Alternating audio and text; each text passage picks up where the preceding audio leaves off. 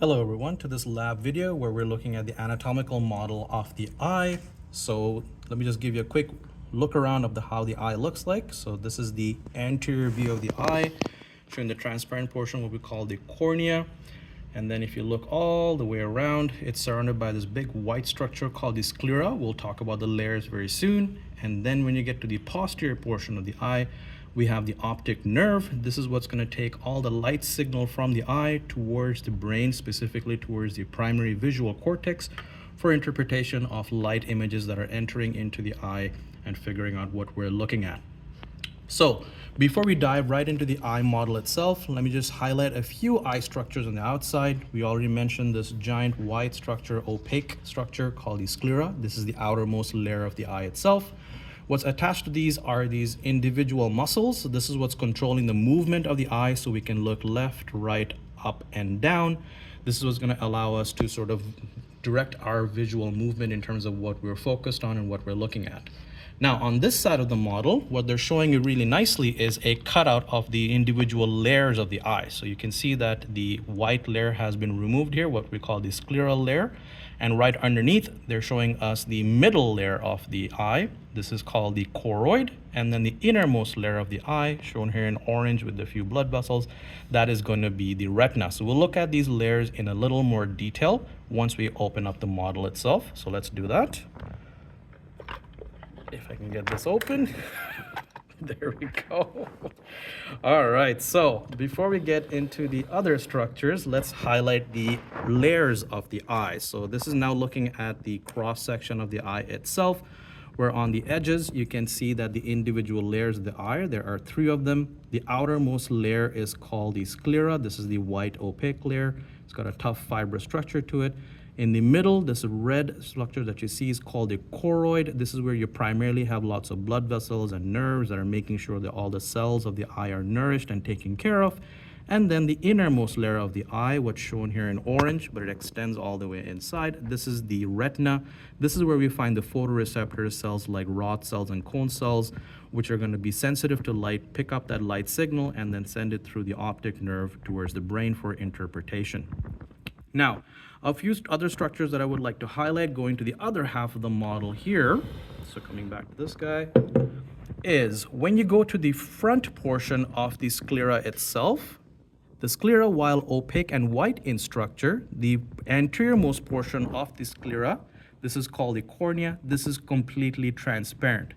This is one of the first structure that the eye is gonna, in this case, encounter as light is entering into the eye itself. Once you go past the cornea itself, so light is now entering into the eye, the next structure is going to get into is this little gap here. This is called the aqueous humor, where you have this structure. Let me just rotate it.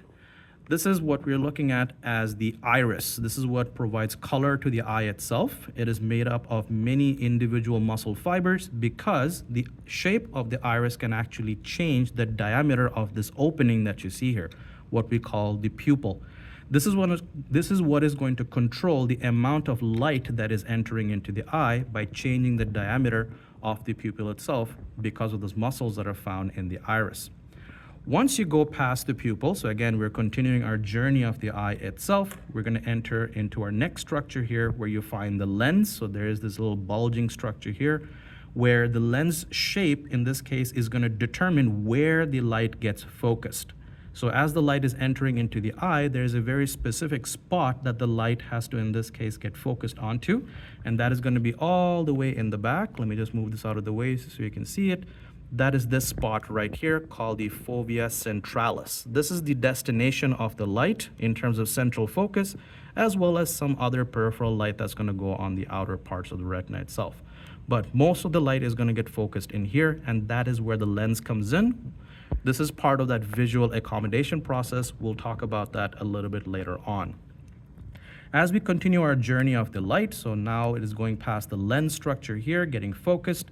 We then come to this large chamber here. This is called the vitreous humor. The vitreous humor in this case is filled up with fluid to make sure it can maintain the shape of the eye. So if I bring the other half here, this nice round structure that is maintained by the eye primarily in this case is due to the pressure that is being exhibited by the vitreous humor here. Now, as the light is going past the vitreous humor, like I mentioned, it is then going to hit the fovea centralis. This is where you have a high concentration of cone cells. Cone cells are responsible for the interpretation of color light as well as provide sharpness to images. That image and those signals are going to be picked up by those cells and eventually is going to be sent down to the optic nerve for interpretation. Now, cone cells are not the only cells that are sensitive to light within the eye. We of course have rod cells as well. Rod cells are more distributed on the outer portion of the retina themselves. They have a small proportion on the fovea centralis. This is because rod cells are more focused not only on peripheral light, but more on shades and tones. So picking up motion, changes in tones, changes in shadows, that is what rod cells are more responsible for. So any scattered light that is falling on the retina, these are where the rod cells are going to pick it up and again send those signals down the optic nerve towards the brain for interpretation. Now, a very special spot that I want to highlight is this guy right here, where the optic nerve, in this case, exits the eyeball. This is called the blind spot.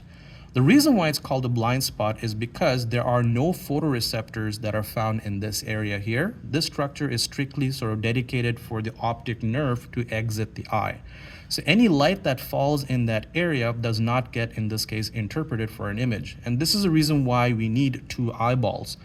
Each one of our eyes are compensating for that blind spot, literally, that we have in each one of our eyeballs. And our brain, in this case, is basically covering up or basically filling the blank, if you will, for the individual blind spots that are found in each one of our eyes.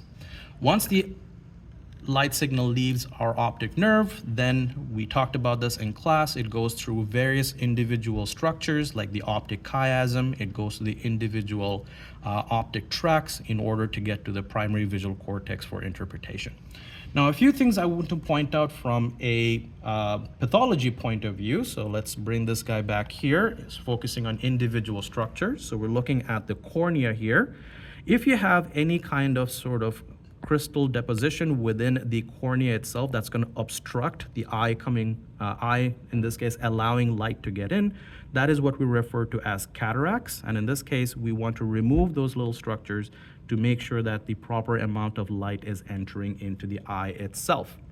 The other structure I want to highlight in this case is going to be this guy right here, sits in the vitreous humor. In this case, if this particular fluid-filled chamber is now starting to have an increased volume of fluid where it's providing pressure on these internal structures of the eye themselves, that is what we refer to as glaucoma. Again, depending on what the cause of the glaucoma is, sometimes medications can help in the form of treatment to relieve some of that pressure. Otherwise, there are other forms of treatment we need to get to look into. Now, speaking of fluid pressure within the eye, I do want to point out one last structure, and maybe I can sort of tilt the model here, and that are these little holes that you see that are found within the aqueous humor chamber. These are referred to as the scleral venous sinuses, or the more traditional name is the canal of Schlemm.